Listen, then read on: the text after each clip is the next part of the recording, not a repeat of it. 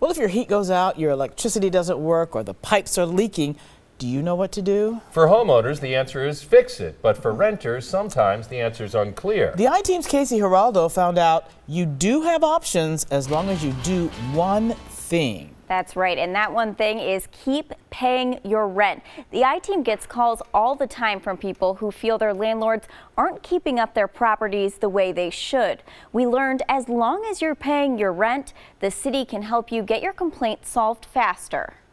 So when I walked in, everything was just kind of on the floor. After 5 years living here in this building on North Marshall, Rachel Mahuda has turned her apartment into daily water cooler talk. Adventures with Rachel. She says that's because there's always something.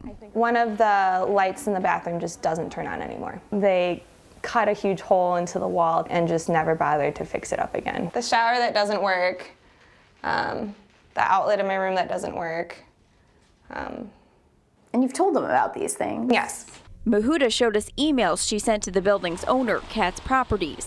She says sometimes maintenance comes in a day or two. The company says 24 to 48 hours is their standard, but Mahuda says not always.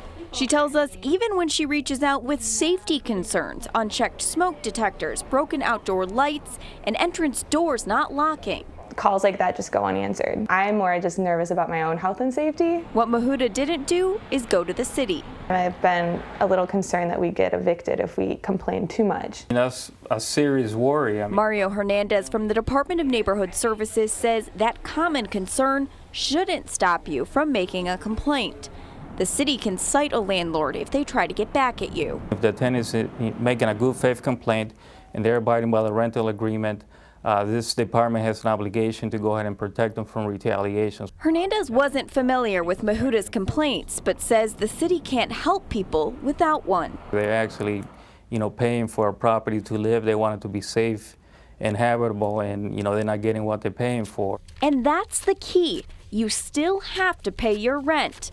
But if your landlord isn't making fixes ordered by the city, they don't have to get your monthly check. So rent withholding is an account that's set up by the tenant. They can go ahead and pay the money to the city rent withholding program. The city keeps the money until repairs are made, or they use it to make emergency repairs.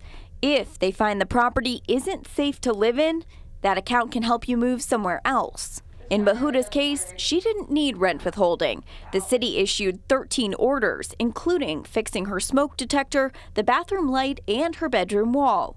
Katz tells us all of the repairs were done by January 17th, weeks before the city's deadline.